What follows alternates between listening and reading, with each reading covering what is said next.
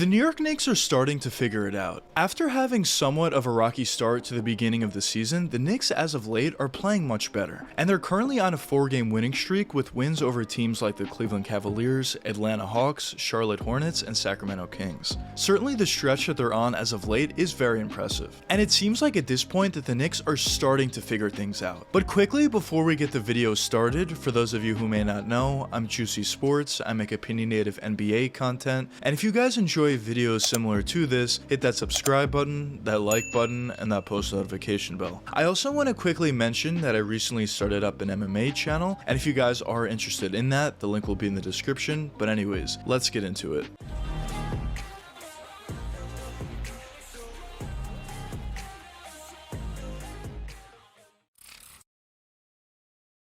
The story of the New York Knicks over the past 20 seasons is one that basically every NBA fan knows. Over that stretch, the Knicks have been known to struggle tremendously, and really besides a couple seasons, the Knicks have just been terrible every other season besides that. The only two seasons that come to mind as positive seasons for the Knicks was a couple years back, when the Knicks were the 4th seed in the Eastern Conference and made the playoffs for the first time since 2013. Now of course, in the playoffs, they didn't do anything with it. They lost in the first round in 5 games to the Atlanta Hawks, but the other season that comes to mind is that other 2013 season that I just touched upon. That season, they were the 2nd seed in the Eastern Conference. They played extremely well, made it past the first round in the playoffs, but unfortunately, that's where it stopped for them. But besides those 2 seasons, basically every other season, the Knicks missed the playoffs, and they just didn't play well whatsoever. So any level of success for the New York Knicks is certainly seen as a positive, even if it's not necessarily all that great. Like that season a couple years back, where they were the 4th seed. Of course, that was good, but in the playoffs, they did nothing, but people still consider that a successful season due to the lack of success that the Knicks have had over the past 20 or so seasons. But after a terrible year last year, many people expected the Knicks to be more of the same this season. They didn't make all that many moves during the offseason. They brought in Jalen Brunson, who in my opinion would have been a very good pickup, and so far he has been. Not only his individual scoring ability, but also his facilitating ability for other guys on the court has proven to be very beneficial and very lethal for the rest of the team. But besides that move, the Knicks didn't really make any other moves, so people didn't necessarily expect them to be that good this season, as I mentioned. And as the season started, I would say they were okay. They were basically a 500 team, a little bit below that, but they weren't playing all that good.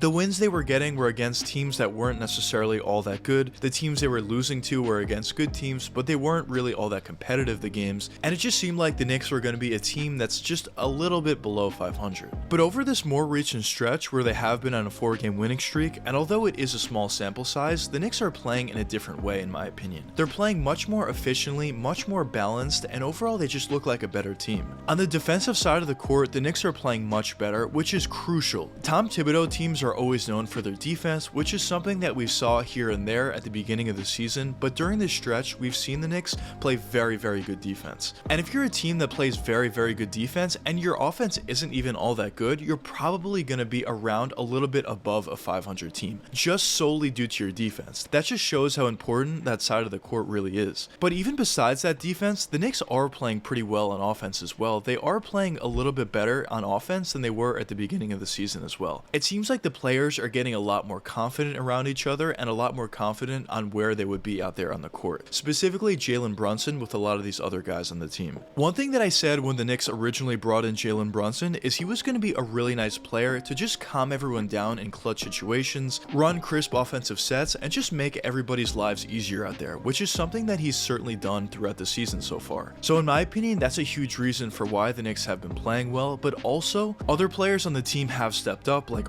Barrett and Julius Randle. Now specifically talking about Julius Randle, this is a guy that I've made countless videos on in the past saying that I wanted the Knicks to move on from him. And at this point, I still currently have that mindset still, even though he has been playing very well, but I just have to give him credit at the end of the day. Over this recent stretch, and really this season as a whole, Julius has been playing very well, and he's showing his worth to the Knicks. I see Julius Randle as a very talented player that has a capability of putting up 25 plus each and every night. And there's certain stretches where he just looks unstoppable and untouchable, and it seems like on this most recent stretch, he's on that kind of level. It's just the biggest issue with him, in my opinion, is his lack of consistency and the propensity he has to just get out of control in clutch situations and turn the ball over or just lose his head a little bit and get a technical foul, just chuck up random random shots and just miss them. Just stuff like that that hurts your team. I think that's the biggest issue with Julius. But if you can calm him down and get a true point guard to handle the ball for the most part and get him the ball in the right spots, I think he can be very effective. And I think Jalen Brunson is that kind of point guard that the Knicks have needed. Now, one thing that I will say is there's still those little propensities that he has been showing this season as well, which is another reason why I want the Knicks just to move on from this guy, even though he's playing very well. But I do have to give him his credit, like I said. He has been playing very well this season overall. But another reason why the Knicks have been playing so well on this most recent stretch, at least in my opinion, is the play of RJ Barrett. Now, RJ has been a player that I've been a fan of ever since he was drafted. And although he didn't necessarily have the best season in his rookie year, I thought he did a great job at improving in his second year and his third year as well. He did a very, very nice job at improving. And this season so far, he has been playing pretty well. Now, he's been playing a little bit worse than he was playing last season, but he's still playing at a pretty high level of NBA basketball. And something that I've noticed about RJ is it seems like at the beginning of the season, he plays at a certain level, and throughout the season, he just continues to improve his game. So I fully expect RJ to improve his game towards the tail end of the season as compared to where he is now. So I'm not really worried about him whatsoever. But overall, I think the main reasons why the Knicks are playing so well on this most recent stretch is the play of RJ Barrett, the play of Julius Randle, Jalen Brunson, and the fact that they're playing so well on the defensive side of the court. I think all those reasons make for the Knicks playing very well like they have been. But now the question is, could they sustain this little stretch that they have throughout the regular season, or is it just a little stretch and they're going to get back to where they were prior to this? Well, in my opinion, I think it's a little mixture of both. I don't think they're going to be playing on this level throughout the rest of the regular season, but at the same time, I don't necessarily think they're going to get significantly worse from where they are now. I think they're going to be a pretty good team just around that 500 level, maybe a little bit better, maybe a little bit worse, but a team that would be competitive for the 8th seed or maybe even the 7th seed in the Eastern Conference. Basically, that's where I see the Knicks at this point. Of course, they have the capability to get better than that. I'm not discounting that. Of course, that's a possibility, but at this point, that's kind of just where I see them by the end of the season. And in my opinion, it's going to be very interesting to see where the Knicks are at the halfway point of the season, because if they're a little bit better than people expected, the Knicks probably are going to be somewhat aggressive in order to bring in some decent players to put alongside their young guys already and try to push for the playoffs. But if the Knicks are basically where people expected them to be going into the season, which is just not a good team, then the Knicks probably would be sellers at the deadline. So that's why the stretch between now and the NBA trade deadline is going to be extremely important for the New York Knicks. And it's going to be very telling to where they go throughout the rest of the season. But anyways, let me know what you guys think in the comments. Do you think the New York Knicks are going to be a really good team this year, or do you not think so? But anyways, I hope you guys enjoyed the video, and if you did enjoy, check one of these two videos popping up now,